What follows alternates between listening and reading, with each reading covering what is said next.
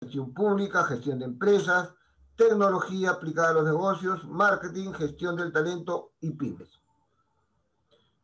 De acuerdo con nuestra programación, en esta oportunidad vamos a desarrollar el tema la reforma del servicio civil en el Perú, retos y desafíos. Exposición que estará a cargo del licenciado en Administración Antonio Iglesias Valderrama, exalumno de nuestra prestigiosa universidad. El licenciado Iglesias, en su época de estudiante, en nuestra clase de estudio, fue integrante del Consejo de Facultad de Ciencias Administrativas y Recursos Humanos, en su condición de representantes de los estudiantes en este órgano de gobierno. Le damos la más cordial bienvenida al exalumno, hoy licenciado. Su actividad profesional es licenciado en Administración por nuestra universidad. Posee un diplomado en Gestión Pública y Gobierno por la Universidad de Piura. Posee certificado en el Sistema de Gestión de Recursos Humanos. También ha trabajado como especialista en la Dirección General de Calidad de la Gestión Escolar del Ministerio de Educación del Perú. Actualmente cursa estudios de maestrías en la Universidad Complutense de Madrid. Quiero también darle a los presentes algunas orientaciones finales. Por tratarse de una actividad académica, los alumnos no deben abandonar la sala del Zoom mientras se desarrolle la exposición. Deben estar atentos porque deberán elaborar una recensión de esta conferencia para presentarlas a los profesores y en especial a nuestro curso. Las preguntas de los participantes serán canalizadas por mi persona a través del chat que tienen ustedes en su Zoom y serán respondidas también por el expositor al final de la videoconferencia. Cabe reiterar que esta videoconferencia está siendo grabada en la plataforma Zoom y será difundida en el canal Zoom Universidad San Martín de Porras, YouTube. Adelante, señor Iglesias, puede usted iniciar su presentación de 50 minutos. Muchas gracias, profesor León. Agradecer a la universidad por la invitación, a los organizadores del evento. Buenos días con todos y con todas. Voy a hacerla. A ver, estoy compartiendo mi pantalla. Agradeceré me confirmen, por favor, si es que pueden verla, profesor León. Sí, sí se visualiza. Perfecto. Un segundo para...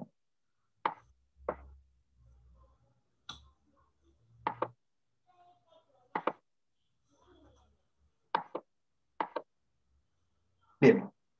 ¿Se ve bien, correcto, profesor? Correcto. Muy bien, sí se visualiza. Bien, bueno, nuevamente buenos días con todos y con todas.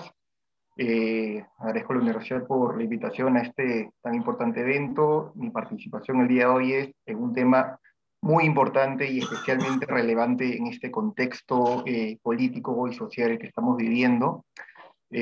Voy a hablar sobre la reforma del servicio civil en el Perú, la forma en cómo se gestionan, cómo se administran los recursos humanos en esta gran organización llamado Estado peruano, ¿no? El objetivo es transmitirle un poco los antecedentes, la situación actual, cómo se ha llegado al contexto que estamos viviendo y algunas ideas fuertes con las cuales quisiera compartir con ustedes, con la idea de que puedan tener más claro el panorama de qué es lo que se necesita para reformar el servicio civil. Un segundo. Voy a pasar la diapositiva.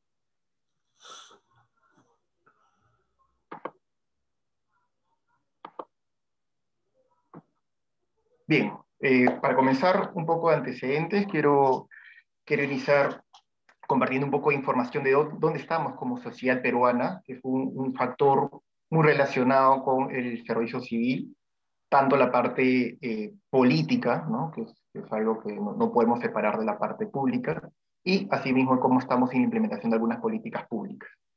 Para iniciar, de los 6 presidentes que tuvimos entre 1990 y el 2016, 5 de estos presidentes están o han estado en prisión, o prófugos, o con orden de detención.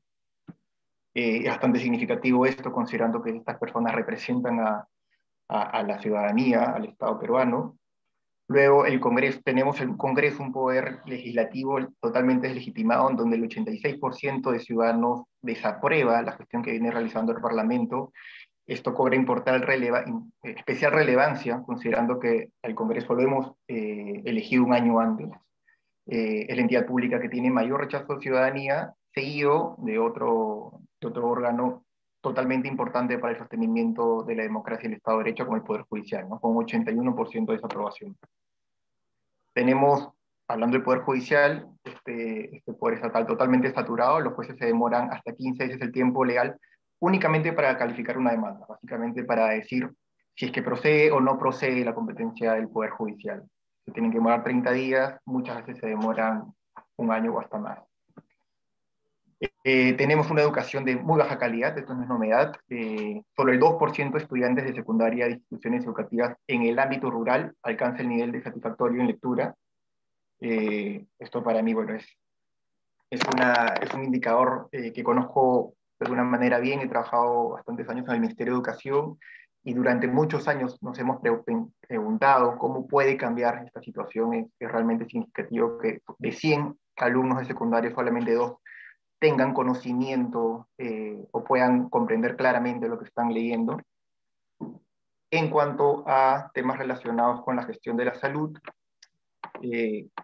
tenemos que el Perú tiene el mayor exceso de muertes en todo el continente producto de la pandemia. Esto no es ninguna noticia nueva para todos nosotros, y de hecho con el indicador que se le mire, hay algunos incluso que le dan la mayor cantidad de excesos de muerte por 100.000 habitantes a nivel mundial, pero bueno, para hacer un indicador que está bueno, que estandariza, ¿no? A nivel continental estamos teniendo este triste récord, este triste ranking de tener la mayor cantidad de muertes acumuladas por 100.000 habitantes. Tenemos pobreza extrema a nivel de que más de 1 millón de peruanos aproximadamente vive con 187 soles al mes, ¿no? Esto es realmente crítico. Solo pobreza extrema, si lo juntamos con pobreza únicamente, fácilmente llegamos al tercio de la población peruana. A nivel de violencia contra la mujer, hemos identificado esta cifra de fuentes según el INEI, que el 66% de las mujeres en el Perú mayor de 18 años ha sufrido alguna clase de violencia. Este punto también es totalmente preocupante. Es decir, de cada 100 personas que en este momento, o 100 mujeres, 100 damas que están viendo en este momento la exposición, 6 han tenido algún tipo, ¿no?, de violencia, ya sea física, psicológica o sexual. Tenemos un Estado que, bueno, que en teoría es descentralizado, pero en la práctica el 70% del presupuesto público lo administra el gobierno central. Está totalmente centralizado el presupuesto, y lo que llega a regiones, a gobiernos subnacionales, ya no sé, regionales o locales, muchas veces está muy mal administrado, la eficiencia del gasto es bajísima, teniendo incluso algunas municipalidades que con las justas llegan al 40 o 50% de ejecución presupuestal. A nivel de inseguridad ciudadana, tampoco es novedad que estamos entre los peores ranqueados a nivel Latinoamérica. La tasa de víctimas de delincuencia en el Perú es del 36%. Esto, según el Barómetro de las Américas, es la más alta de Latinoamérica, sin contar Venezuela, que es un país en donde no se ha podido aplicar este estudio, pero bueno, inmediatamente después estamos nosotros. Y no menos importante, la crisis medioambiental que estamos atravesando. Más de 162.000 hectáreas de Amazonía han desaparecido en 2019. Para llevarlo a términos sencillos, a términos entendibles, esto ha sido como que si anualmente 110.000 veces la cancha del Estadio Nacional se desapareciera en el bosque amazónico, ¿no? Con especial énfasis en Madre de Dios, en la zona del Manu, Tahuamano, etc. Todos estos problemas tienen un común denominador, tienen un criterio común, que detrás de esta gestión política, de políticas públicas, de política como tal, ¿no?, en el caso del Poder Ejecutivo, del resto de poderes, de la implementación, ¿no?, de las políticas, tanto de diseño, despliegue y evaluación, hay personas que se encuentran detrás de esto.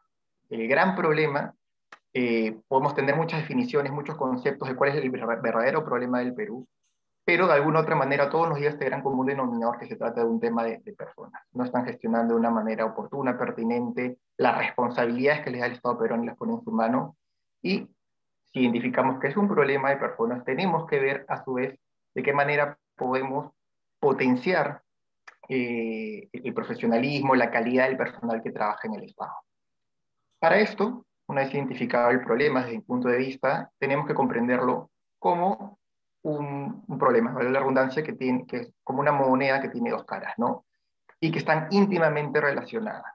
Eh, por un lado, tenemos autoridades y servidores. Si queremos hacer un símil con la empresa privada, tenemos líderes, gerentes, directores, y bueno, tenemos los empleados, los trabajadores, los ejecutivos, ¿no? Esto funciona igual en el Estado. Por un lado tenemos autoridades elegidas, políticas, ¿no? Por nosotros mismos, ¿no? Bajo nuestra responsabilidad, que llegan al poder y muchas veces no lo ejecutan, no ejercen esta responsabilidad de las maneras más convenientes. Y por otro lado tenemos a su vez servidores públicos que de alguna u otra medida, con algunas excepciones claro está, no tienen estas competencias, estas capacidades, estas habilidades técnicas como para desplegar de manera adecuada los mandatos que le dan las autoridades, ¿no? Para empezar, algunos ejemplos de autoridades, ¿no? Que hemos tenido en los últimos años, autoridades políticas, bueno, personas presidentes, como ya les dije, que están presos, o prófugos de la justicia, el caso del vacuna gay, que hace no mucho, bueno, no es necesario profundizar tanto en eso, pero todos lo conocemos. No se trata y bueno, la última foto es de un exalcalde del Callao, bueno, el tema de la mala gestión de las autoridades no solamente es un tema de ámbito nacional, evidentemente también en las regiones, en las municipalidades, tenemos malas autoridades, y por otro lado tenemos servidores públicos que tampoco en algunos casos están a la altura de las circunstancias, ¿no? Algunos policías, evidentemente no todos, creo, confío en que conozco varios que son efectivos de las fuerzas policiales muy respetables, pero otros que, bueno, como vemos, no lo son. El segundo caso fue bastante conocido, siempre en esta exposición, por más que cambie algunas de las figuras, algunas de las fotos, dejo esta, fue un caso bastante sonado en el 2018, salió este álbum del Mundial, muchos lo estuvimos coleccionando, y bueno, salió un reportaje en una posta médica en una provincia, ¿no? En el interior de Lima, con una gran cola con gente que estaba bueno, pues dando a atenderse, ¿no? Esperando varias horas, y cuando los medios ingresan al consultorio, este doctor estaba completando su álbum, ¿no? Fue un tema bastante sonado en su momento. La tercera figura, este conocido, recordado funcionario de la Municipalidad de Lima, que cuando se cayó un puente, él dijo no se cayó, se desplomó, ¿no? Tratando de alguna manera de defender la autoridad municipal, en este caso recuerdo que era el Partido Solidaridad Nacional que estaba en la Municipalidad de Lima, tratando de defenderlo. Y finalmente, un poco la articulación de la autoridad y servidores, ¿no? Esta es la foto del preciso momento en que bueno, el ex juez supremo Inostroza jugó por la frontera de Tumbes, ¿no? Y acá una funcionaria, ¿no? de migraciones de la misma entidad, luego de confesar que fue sobornada, lo dejó pasar, ¿no? Actualmente se encuentra, bueno, hasta la actualidad se encuentra aquí en España, prófugo de la justicia. A esto hoy que si no hay una adecuada articulación entre autoridades y servidores, y no se potencia y no salvaguardamos porque las personas que estén en estos puestos dirigenciales y que ejecuten esta, eh, estas directivas, ¿no? Porque al fin y al cabo lo que hacen las autoridades es poner la visión, poner los objetivos, dar los grandes lineamientos de lo que se requiere para que el Perú progrese. Por más que tengamos muy buenas autoridades y nos aseguremos de que lleguen las personas más competentes a la presidencia de la República, a los gobiernos regionales, a nuestras municipalidades, si es que tenemos unas buenas autoridades, pero no tenemos un buen equipo, un buen staff de servidores públicos que se encarguen de ejecutar de una manera técnica, profesional, oportuna y pertinente estos mandatos que se le den, de nada va a servir tener una buena clase política, ¿no? Y viceversa, podemos tener muy buenos técnicos, como de hecho los tenemos, como de hecho conozco y seguramente ustedes conocen bastante. De nada sirve tener una muy buena clase de funcionarios públicos si es que las autoridades manejan el Estado, el aparato público, no siempre guiándose del bienestar común, sino velando por sus intereses personal. Por esto, el problema se tiene que abordar de dos maneras. Tenemos por un lado, ¿no?, como les comenté, las autoridades, y por otro lado los servidores. La solución para tener buenas autoridades y buenos servidores desde mi punto de vista viene por un lado de dos reformas básicas: la reforma política y la reforma del servicio civil. De nada sirve tener dos reformas por separado, porque al fin y al cabo, como ya les comenté, no solamente basta con tener una buena clase dirigencial o una buena clase de funcionarios públicos. Tienen que ser ambos de la mano. Muchas veces nosotros nos preguntamos o comenzamos a cuestionarnos cuál es el problema en Perú, cuál es la solución que el Perú necesita: la educación, combatir la corrupción, seguridad ciudadana, y sí, probablemente todas tengan algo de razón. Pero si es que antes nos sentamos dos pilares, dos columnas, que son una buena clase dirigencial y una buena clase de servidores públicos, por más que tengamos una buena, unas buenas políticas públicas, va a ser muy complicado que sean sostenibles en el tiempo.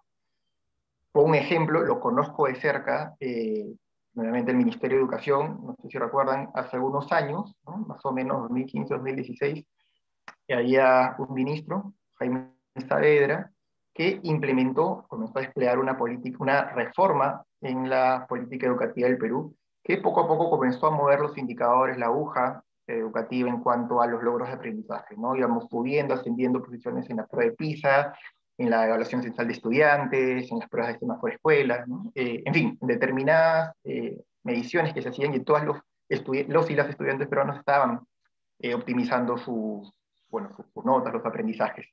Sin embargo, por un tema político, el Congreso básicamente pensó que, en todo caso, identificó un problema muy puntual, ¿no?, por parte de un comprador de computadoras en el Ministerio de Educación, un subordinado que estaba como que 5 líneas jerárquicas por debajo del ministro, 5 o 6 niveles jerárquicos por debajo del ministro, pero bueno, responsable político lo censuró, tuvo que renunciar. Actualmente este ministro es presidente de la sección de educación del Banco Mundial, ya hace varios años, reconocido literalmente por todo el mundo en este tema educativo. Y por un tema político nos quedamos, creo yo, sin un ministro que está cumpliendo las expectativas del caso. Y a esto voy, en que nada sirve tener un buen aparato público de servidores públicos si antes no tenemos una buena clase política. No es mi intención en esta mañana hablar sobre la reforma política, básico, porque no es el contenido de la exposición en sí, pero básicamente se prepara una rápida diapositiva en las cuales se plantean algunos temas que se vienen hablando durante hace años, ¿no?, lo que se necesita o lo que se propone desde la ciencia académica, desde la literatura científica y de la ciencia política para reformar este sistema, ¿no?, que a su vez, como sabemos, está conformado por el sistema electoral, el sistema de gobierno y el sistema de partidos políticos.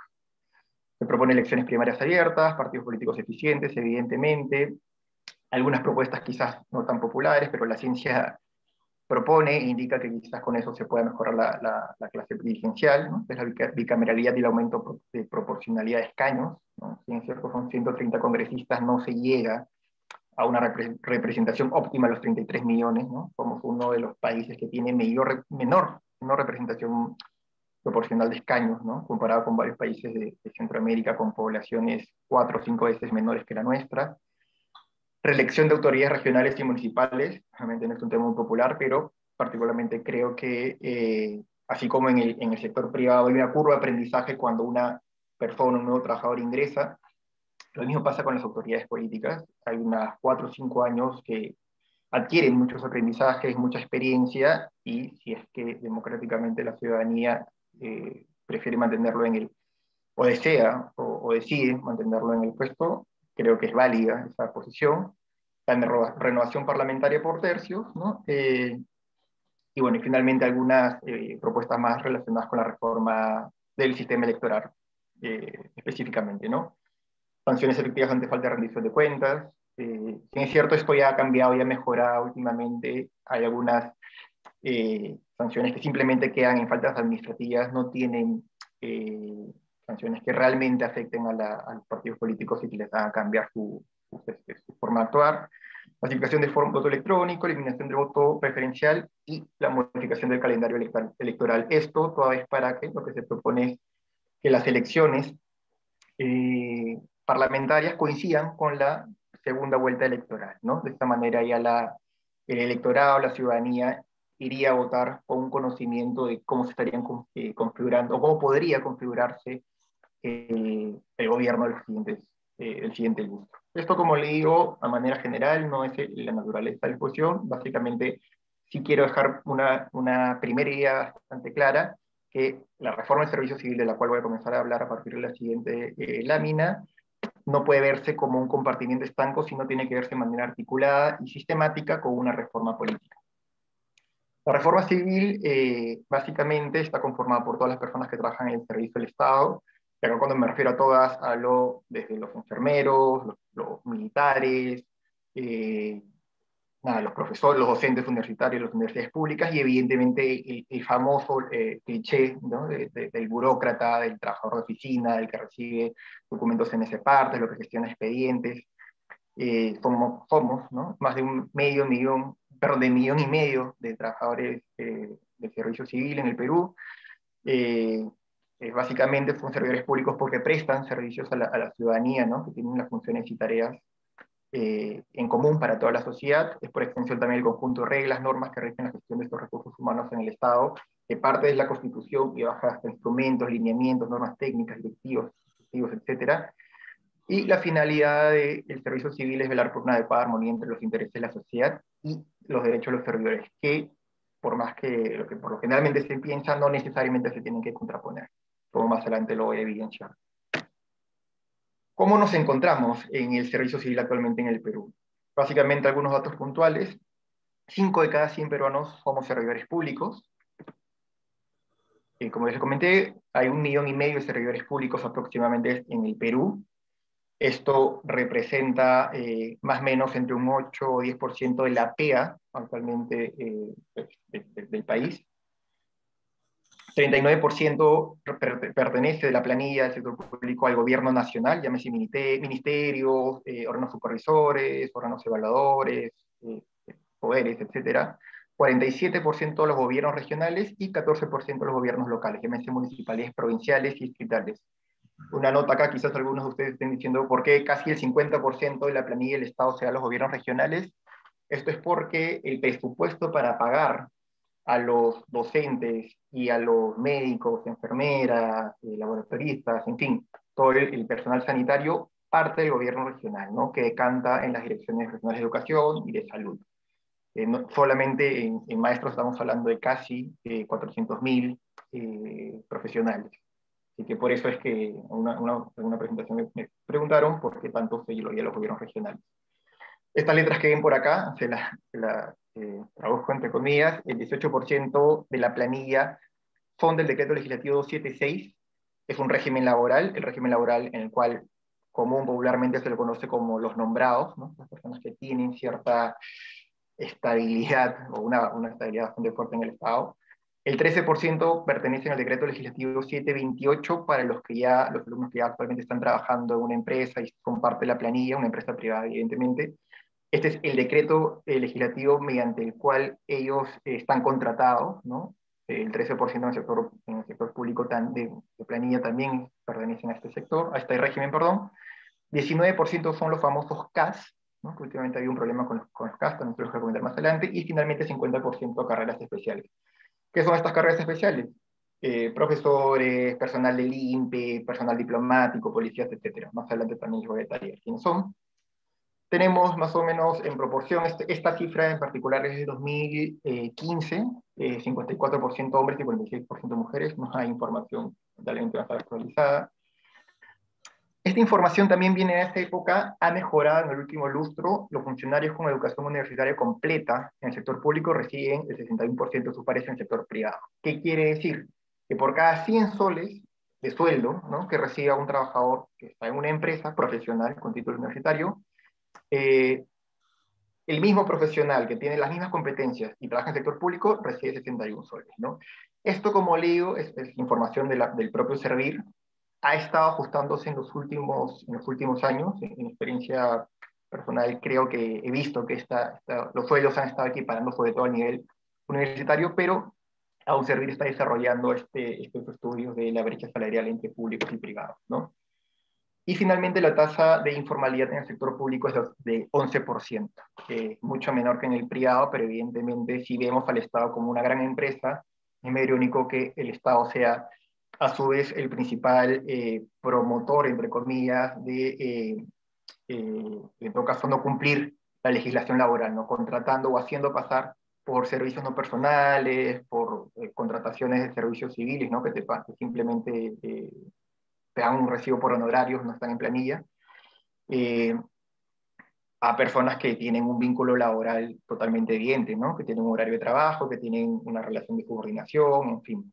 Es un 11% que no es un número menor. Pero para fin de esta presentación tampoco voy a profundizar mucho en ellos.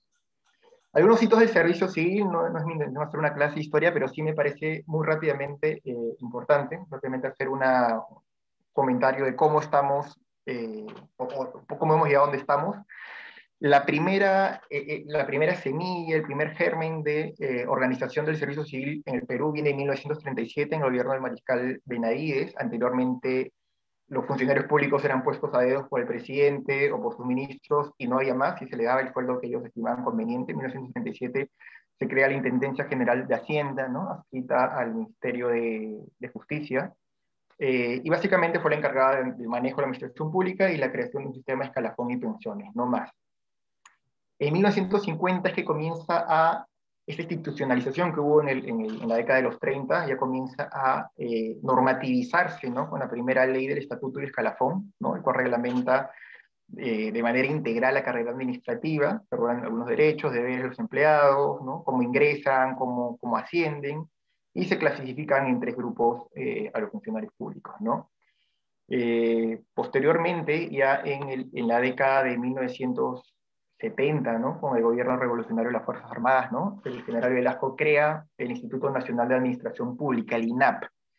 Es la primera entidad, ¿no? Viene a ser el preámbulo, el protoantecedente de lo que hoy es servir.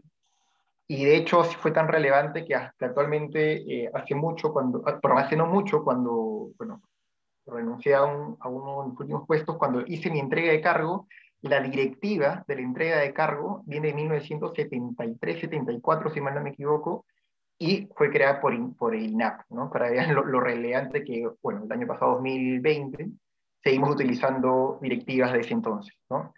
Su misión era administrar los sistemas de personal, racionalización, capacitación y abastecimiento en el sector público. Un dato relevante también aquí, ellos simplemente veían el tema de la gestión de los servidores públicos, más no veían el tema de sus salarios. Un poco irónico, contradictorio, ¿no? Hoy por hoy la ciencia de la gestión de los recursos humanos no nos permite separar, es indesligable, ¿no? La gestión del personal de la gestión de sus remuneraciones, pero en ese entonces era así. La gestión remunerativa era vista por el Ministerio de Finanzas, ¿no? Evidentemente en coordinación con el INAP. Posteriormente, ya en la década de, en la década de 1980, en el segundo gobierno del arquitecto Belaúnde, se promulga la Ley de Bases de Carrera Pública Administrativa, que significa que sea carrera, es decir, que puedes ascender, ¿no? Dependiendo si cumples ciertos requisitos, puedes ascender. Este es el famoso decreto legislativo 276, los nombrados que les comentaba hace un momento, y entre sus principales características podemos encontrar que se estructura por grupos profesionales, ¿no? Pero por grupos ocupacionales están los profesionales, titulados, técnicos, que son personas que estudios de redundancia técnicos o universitarios inconclusos, o auxiliares, ¿no? Básicamente estudios secundarios. 14 niveles remunerativos, hay mayores requisitos para ingresar a la administración. Sí hay un requisito de competencia, un concurso público para ingresar a esta carrera. No obstante, para ascender dentro de esta carrera no se emplea un criterio, un principio de meritocracia, como si para entrar. Simplemente para ascender, los 2 grandes componentes para el ascenso es que tengas un tiempo mínimo de servicio, es decir, antigüedad, mientras más antiguo más asciendes, y que lleves ciertos cursos de capacitación. La meritocracia viene mucho después, como les voy a comentar. Las grandes reformas vienen en la década de los 90, en los gobiernos de Fujimori. El primer intento de reforma tiene que verse a la luz de un nuevo contexto político. Recuerden que veníamos de gobiernos en los cuales el aparato público creció desmedidamente, se dio ese famoso fenómeno de la carnetización, en la cual entraban muchos militantes de partidos políticos y ocupaban puestos que a veces no eran necesarios, ¿no? Eficientemente no eran requeridos dentro de la estructura organizacional de las empresas o de las organizaciones públicas. Lo que se hizo en este gobierno fue reducir el aparato público y en el aspecto político, en el aspecto económico, se privatizó muchas empresas nacionales en ese entonces, el teléfono, los ferrocarriles, la luz, en fin, había muchas empresas que eran manejadas por el Estado. El gobierno decidió, nosotros nos vamos a encargar de determinados sectores estratégicos y el resto se lo vamos a dar a la empresa privada para que lo maneje, y se flexibilizó el mercado laboral para que las empresas puedan contratar, ¿no? Y despedir, si cabe el término, sí, bueno, sí, corresponder con mayor flexibilidad a los empleados. De esta manera, ¿no? El gobierno veía desde la óptica de tratar de fomentar la competitividad en el sector privado. Dentro de la reforma del servicio civil, se redujo de manera bastante importante el personal, se compraron renuncias, ¿no? Y hubieron evaluaciones de desempeño. En estas evaluaciones tuvieron muchas críticas porque, bueno, tuvieron muchas fallas en proceso, hubo mucha gente que dijo que o sea, nunca tuvo conocimiento que los iba a evaluar, fue muy repentino, no sabían las temáticas, y bueno, no aprobaron las evaluaciones y terminaron despidiendo decenas de miles de trabajadores del sector público, ¿no? Se cerró la carrera administrativa a partir de ese entonces, esta década, perdón, de este lustro, hasta la actualidad. Incluso nadie más puede entrar a la carrera 276, ¿no? Nadie más puede ser nombrado, ¿no? En líneas generales. Se creó el régimen laboral de la actividad privada, ¿no? El decreto legislativo 728, que se empleó en el sector público, que les voy a comentar también un momento. Se estableció una modalidad de contratación.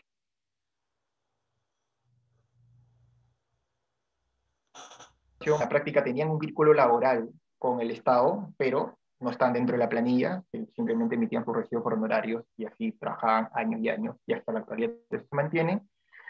Se utilizó ciertas modalidades de mecanismos internacionales como UNESCO, la OI, determinados organismos internacionales con los cuales tercerizaban la contratación, era mucho más flexible, y se aprobaron unos conceptos no remunerativos para incrementar el salario. En el segundo gobierno de Fujimori se desarticuló el INAP, ¿no? Hubo muchos años que no hubo un ente rector del servicio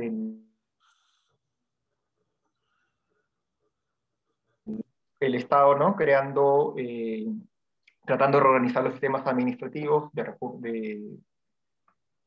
recursos humanos, de abastecimiento, de control interno, entre otros, pero esta reforma no tuvo un mayor impulso dado que el costo político y presupuestario, sobre todo, que conllevaba, era bastante amplio, ¿no? Por lo cual se dejó de lado. En la siguiente década, ya en el gobierno en el gobierno del 2000 a 2006, tanto en el gobierno del presidente Paniagua como de Alejandro Toledo, se dio un perfil o un enfoque totalmente distinto. Acuérdense que la década de 1990 al 2000 fue fueron 10 años en los cuales estuvieron manchados, por así decirlo, con corrupción, con corrupción de funcionarios, ¿no? Con sobornos, etc. Y lo que se intentó hacer en estos dos gobiernos fue tratar de reconciliar a los ciudadanos con el gobierno, con el Estado, mejorar espacios de participación y mejorar mecanismos de transparencia, sobre todo esto último, ¿no? Se crearon 3 leyes muy importantes, una sobre la provisión e incompatibilidad de funcionarios y servidores públicos, otra sobre la gestión de intereses y finalmente un código de ética de la función pública, que actualmente incluso lo seguimos trabajando con él, ¿no? Quizás lo más importante fue que la promulgación de la Ley Marco del Empleo Público, que fue una ley muy general, ¿no? A partir de ahí tenían que venir otros reglamentos, leyes más específicas, pero coordinada. De hecho, esta Ley Marco, como su nombre lo dice, es muy general. Incluso actualmente también venimos trabajando con esta ley, pero la reglamentación de la misma vino muchos años después con la Ley Servir. En el 2008, el segundo gobierno del presidente Alan García, hasta la actualidad prácticamente, se hizo el cuarto intento de reforma con la promulgación de la LOPE. La LOPE es la Ley de organización del Poder Ejecutivo y se creó, se explicitó la creación del sistema administrativo de gestión de los recursos humanos, ¿no? Luego de muchos años sin un ente rector, se creó Servir, se promulgó el decreto legislativo que se crea los CAS. El CAS son los contratos administrativos de servicios, que fue una forma de formalizar a todos estos trabajadores que prestaban servicios no personales, es decir, que no están en planilla y no tenían beneficios laborales. Se les dio algunos beneficios laborales con los CAS. Se creó un cuerpo de gerentes públicos y se crearon algunos sistemas como de evaluación y capacitación, ¿no? Unas características del servicio civil, una imagen lo resume todo. Actualmente estamos así. No tenemos un norte, estamos bastante entrampados. Ha habido muy buenos intentos para tratar de salir adelante, pero lamentablemente no ha habido la suficiente voluntad política, incluso hasta técnica, como para impulsarlo, y lamentablemente hay muchos nudos y muchos retos y muchos desafíos que tenemos que enfrentar. Básicamente tenemos 15 regímenes laborales que consisten en el Estado, a manera de dinamizar la presentación. Lo he dividido en tres: los regímenes generales, las carreras especiales y otros. Regímenes generales, los que ya les he hablado, los nombrados, el régimen de la actividad privada en el Estado y los CAS. Carreras especiales tenemos los profesores, los docentes universitarios, el personal sanitario, ¿no? Tanto profesionales como asistenciales, los jueces, los fiscales, los diplomáticos, los servidores penitenciarios, es decir, las personas que están en el INPE, y los militares y policiales.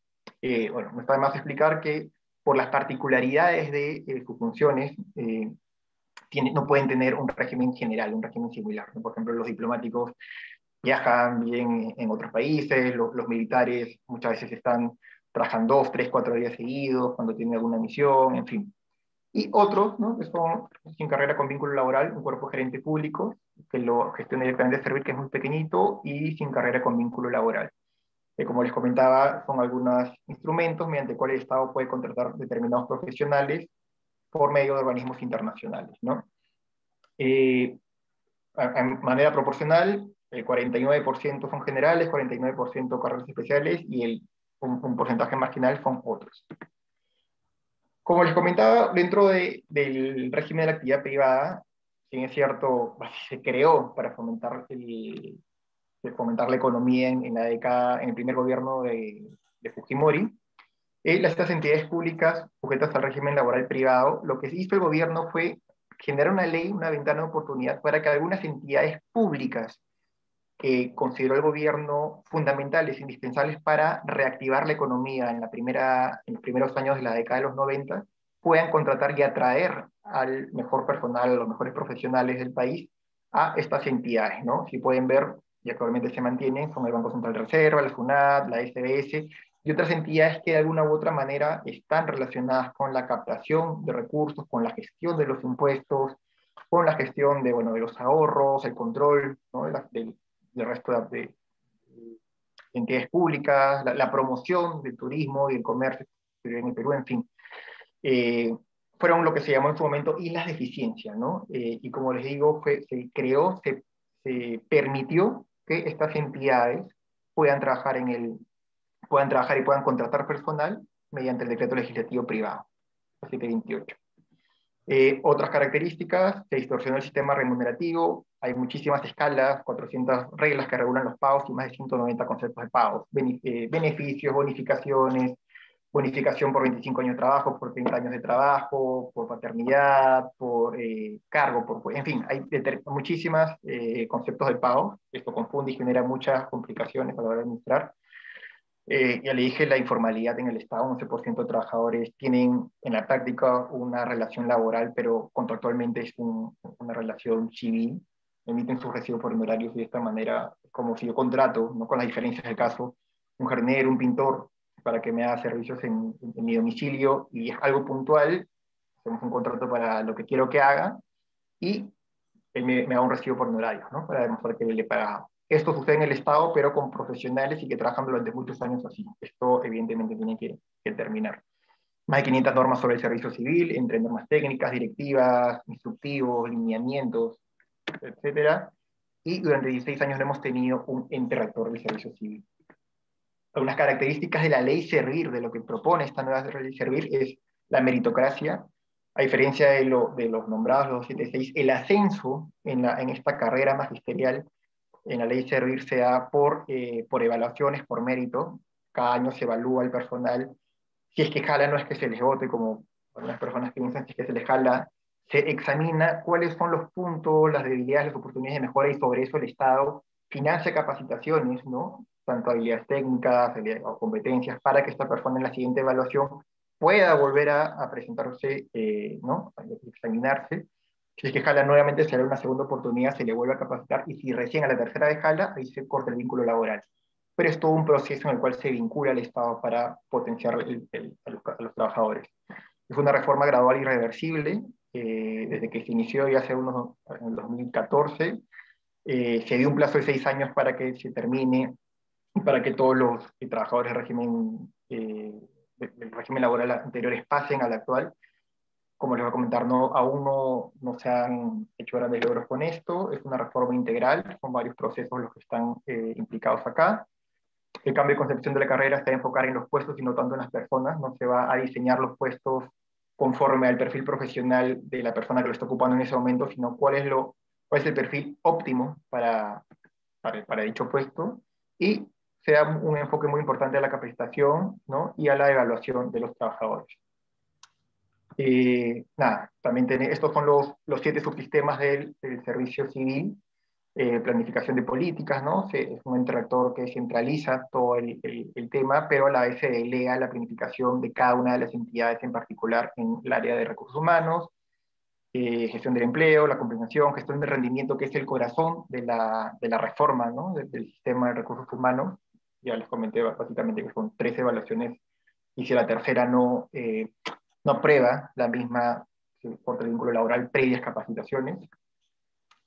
Beneficios para la reforma: por un lado, los beneficios para la sociedad: tenemos mayor calidad en el servicio gracias al personal más calificado, tenemos mejor control y uso de los recursos públicos, y por el lado del trabajador, tiene capacitaciones constantes, la equidad remunerativa se va a dar. Ya no es como que actualmente tú puedes ver 3 trabajadores que realizan una función muy parecida en una misma oficina, ¿no? Oficina de contrataciones, pero uno es 276, el otro es 728 y el otro es CAS. Y puede haber una brecha salarial de 2.000, 3.000, 4.000 soles o más entre uno y otro, ¿no? Hay capacidad de progresión y movilidad. El ascenso esto es importantísimo por su mérito y ya no tanto por su antigüedad. Y quizás lo más importante para los que están dentro de la carrera es que van a tener gratificaciones completas, compensaciones por tiempo de servicio, y la totalidad del sueldo va a ser pensionable. Les pregunto, ¿cuántas entidades de las que están actualmente en el Estado creen que se encuentran en el régimen Servir, que ya están haciendo contrataciones para el servicio civil? Consideremos que son más de 2.000 las entidades públicas, ¿no? Incluyendo evidentemente gobiernos regionales, municipalidades provinciales, municipalidades distritales. Son más de 2.000 unidades ejecutoras, ¿no? Lo que conocemos como unidades ejecutoras que están en el servicio en el Estado. Bueno, esta es la única diapositiva. Son 8 y ahí quedan. Así es, de las más de 2.000 entidades públicas, probablemente son 8 las que han atravesado todas estas fases y en la actualidad están haciendo contrataciones, ¿no? Para que las personas ingresen dentro del marco de la ley Servir con todos los beneficios que esta carrera.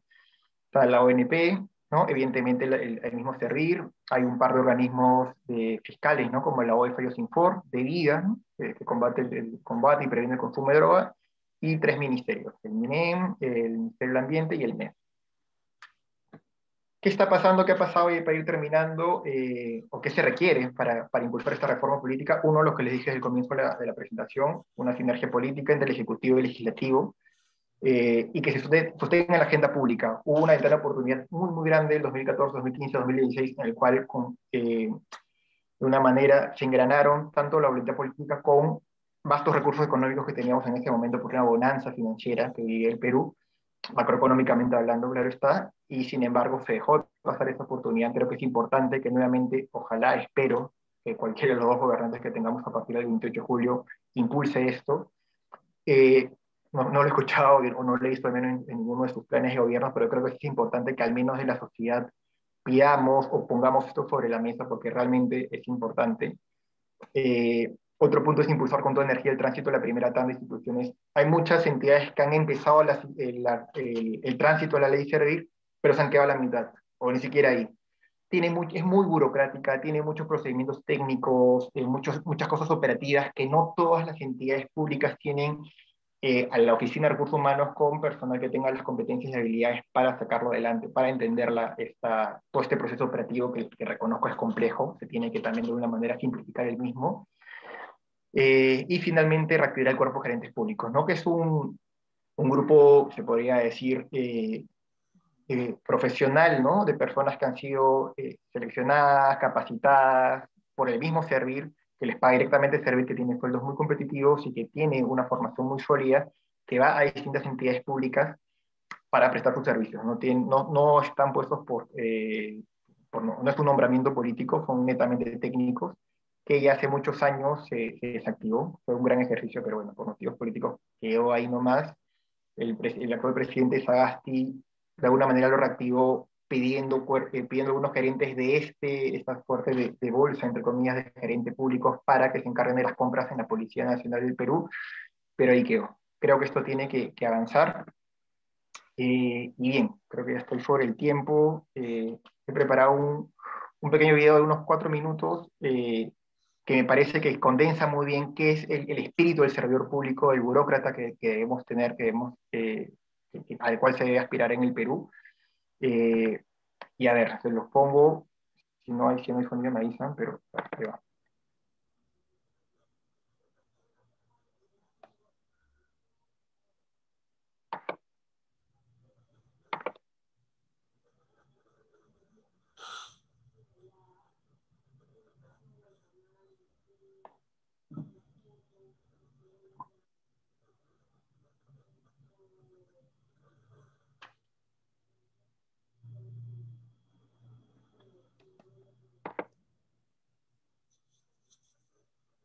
Perdón.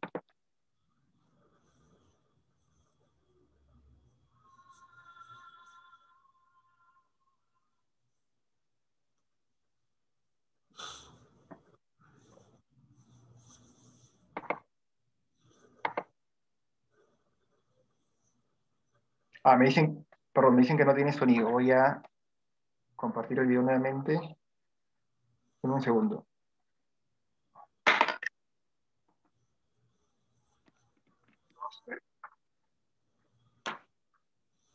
74 diagonal 118 número 132. Pues mi nuevo jefe, el joven Espíndola Junior, me dio este.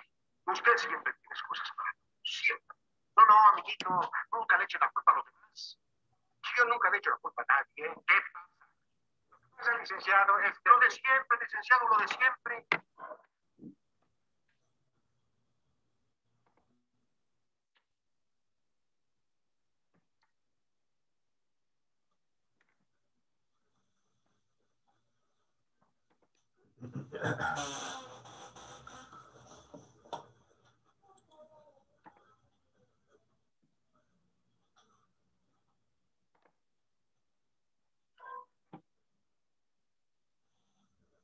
De siempre, este hombre que nunca se fija en lo que hace, le trajo este expediente equivocado. Será usted de calumnios y hablador y bochornoso. Mire, señor Melgarejo, le suplico que ponga más cuidado en su trabajo. Últimamente anda usted como... Señor licenciado, yo no soy sonámbulo. Lo que pasa es que el acta, ¿no? Ya me trae entre ojos, como quien dice que le caigo mal. Y eso no está bien, porque la culpa no fue mía. Oh, tiene razón, señor Melgarejo. Le suplico que tenga razón. Toda la culpa íntegramente es mía. Así me gusta, hasta que lo reconoció. Y es más, hay cosas que pasan aquí que también la culpa es de usted. No me lo desniegue. Está usted faltando al respeto a un superior. Y no me vaya a venir ahora con la frasecita de que soy yo.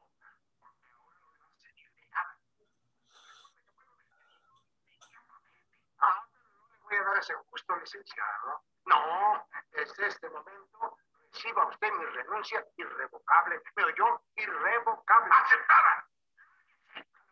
Tampoco así de la receta. No, deje de desahogarme. Si tengo algunas palabras que decirles aquí a todos mis ex compañeros.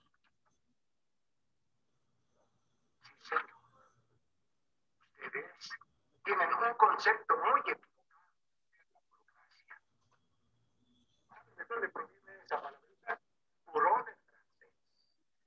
Bureau, que en español quiere decir escritorio. Gracia, del griego kratos, que significa poder. En otras palabras, es decir, ustedes ejercen el poder desde los escritorios. Pero no toda la culpa es de ustedes. No, si ustedes son buenas gentes, la culpa más bien es de sus superiores, de jefes como usted y de muchos como usted, que son aves de paso, que no han sabido inculcar en los empleados públicos el verdadero sentido de la burocracia y la responsabilidad que esta encierra. Porque las fallas en la administración frenan el desarrollo, el progreso, la democracia. ¿Y saben lo que es democracia? El poder del pueblo por el pueblo. Y aunque ustedes también son pueblo, se olvidan de los que están allá afuera, de los que esperan, de los que hacen colas como estos, que también son pueblo. Y que ellos dependen de ustedes, pero ustedes también dependen de ellos, porque ellos al pagar sus impuestos, sus contribuciones, están pagando los sueldos de todos ustedes, sus vacaciones, sus servicios médicos y sus jubilaciones. En otras palabras, todos necesitamos de todos. Vivimos en un mundo agresivo, en un mundo angustioso, en un mundo donde nadie creemos en nadie, hemos perdido hasta nuestra propia fe. ¿Por qué les estoy hablando? Si a lo mejor no me entienden, estoy predicando en el desierto, de manera que ya me voy. Licenciado, me voy. No me corre. ¿Y saben una cosa? Los voy a extrañar. De manera que, adiós, mis excompañeras y excompañeros de trabajo, si a él se le puede llamar trabajo.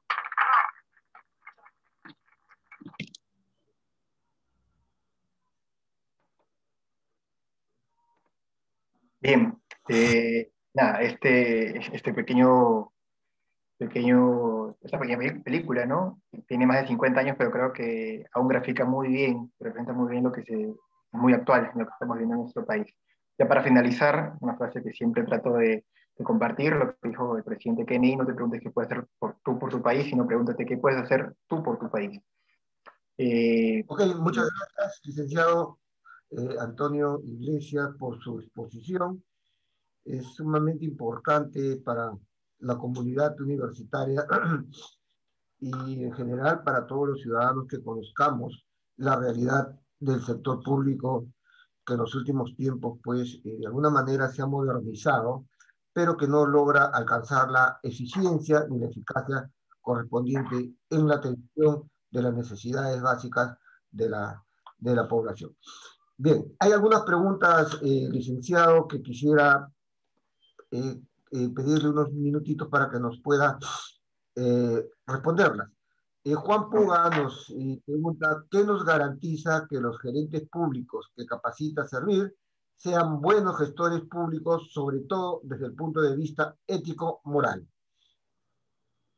Bien, gracias. Creo yo que son dos factores. Uno es que tienen un proceso de selección extremadamente riguroso. De hecho, tengo conocimiento, he sido cercano a uno de estos procesos, y creo que no es un proceso más en el Estado. Bueno, he visto, y es un proceso que incluso lo llevan a cabo empresas privadas, ¿no? El cual se garantiza, o en todo caso no se garantiza, pero se minimiza el riesgo, que es bastante, de tener alguna persona, que haya cierta parcialidad para contratar a tal o cual gerente público. Segundo factor es que son constantemente evaluados, tanto por su jefe directo, que es la autoridad política del gobierno regional, gobierno municipal o la entidad donde se encuentre, y también por el mismo CERDIR, ¿no? Es una evaluación 360 en el cual, si es que por ahí comete algún tema de corrupción, que por ahí va la pregunta, sería bastante difícil que se escape, ¿no? O que no sea visto.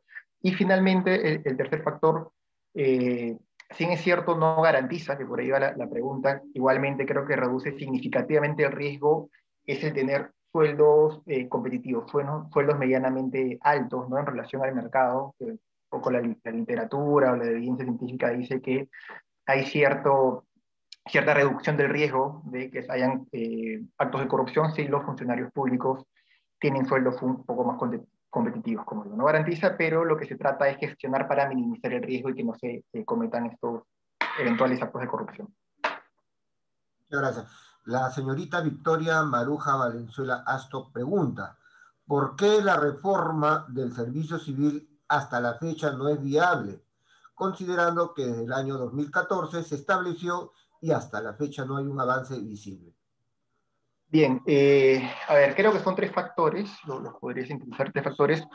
Uno, tuvo cierta posición importante de los sindicatos en el comienzo, que eso hizo que se genere o que se alargue o que se ciertas licencias para que no sea una implementación rápida, estricta, ¿no?